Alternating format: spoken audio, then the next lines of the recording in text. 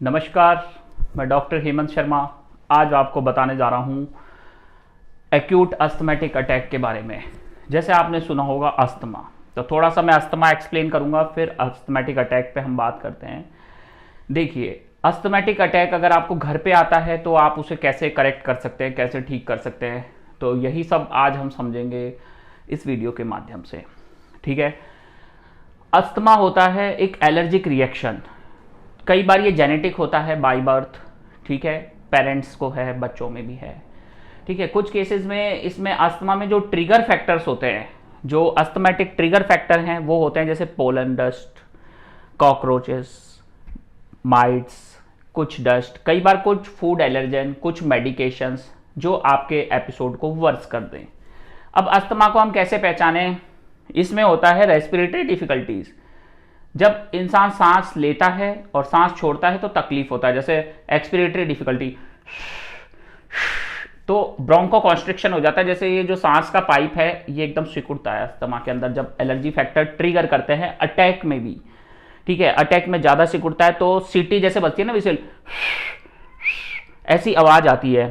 तो आप इजीली समझ सकते कैसे, ये स्टैट लगा के कान से सुनेंगे तो व्हीजिंग साउंड्स आपको पता चलेगा, तो पता चल जाएगा ये अस्थमैटिक अटैक है, व्हीजिंग साउंड्स आ रहा है।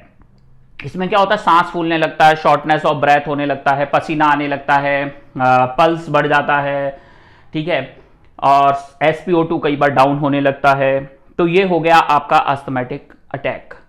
ठीक है, और कैसे मसल सांस लेगी, ये नेक मसल सांस लेने लगेगी, एब्डोमिनल मसल से सांस लेने लगेंगे ऐसे। मतलब मैं तो नहीं ले पा रहा हूं इतना अच्छा, पर वो उस समय बताते हैं पेशेंट्स का, आप देख सकते हैं एक्यूट अस्थमैटिक अटैक में। ठीक है, व्हीजिंग साउंड हो गया, विसिल का जो साउंड होता है वैसा ये हो गया। अब इसको हम ट्रीट कैसे करें? पहली चीज तो मैं बताता हूं कि भाई इसको डायग्नोज कैसे करो।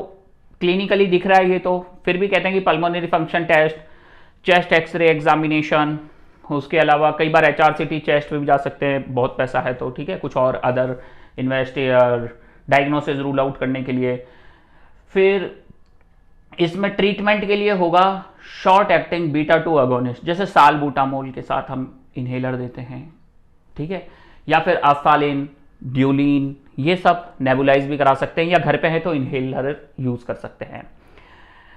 उसके अलावा इसके अंदर स्टीरॉइड्स भी दिए जाते हैं। अगर घर पे हैं तो एक टैबलेट आप रख सकते हैं, जैसे ओमनाकोर्टिल 20 mg 40 mg, ये आप ले सकते हैं।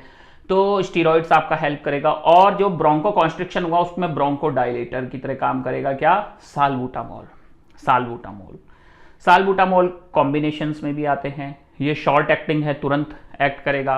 लॉन्ग टर्म प्रोफाइलैक्सिस के लिए लॉन्ग एक्टिंग ले सकते हैं। तो ये अस्थमैटिक अटैक का ट्रीटमेंट है। और आप कोशिश करें नियर बाय हॉस्पिटल जाने का। पहले सेल्फ मेडिकेशन कर लें, फिर नियर बाय हॉस्पिटल में दिखा लें।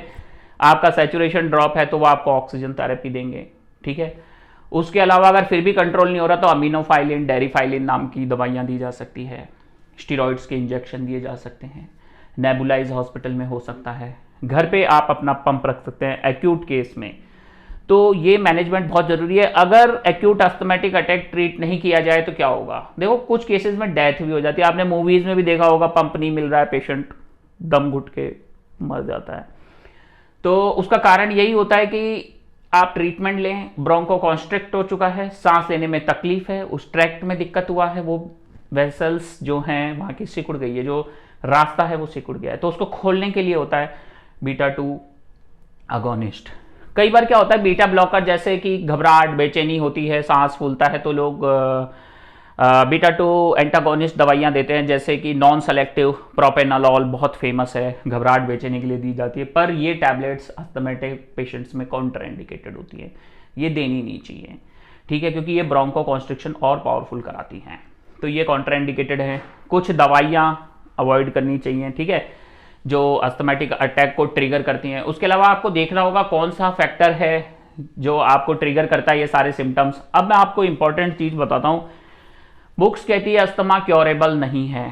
ठीक है, पर मैं ऐसा समझता हूं कि अस्थमा क्योर हो सकता है। अब मैं अपनी कुछ थ्योरीज दूंगा, उसको समझना, ढंग से कान खोल के समझना और दिमाग लगाना कैसे क्योर होगा।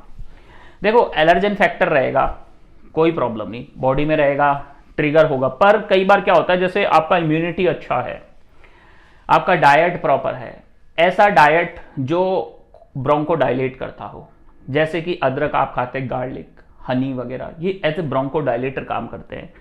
ठीक है, बहुत सारे ऐसे फूड है जो ब्रोंको डायलेटर की तरह एक्ट करते हैं, आपको मेडिसिन का जरूरत ही नहीं पड़ेगा। सेकेंड थिंग, आप योगा करें, deep breathing exercises. Deep breathing exercises आपका लंग का कैपेसिटी बढ़ाएगा, जो वेसल्स कॉन्स्ट्रिक्ट हो रही है उसका टेंडेंसी कम करेगा।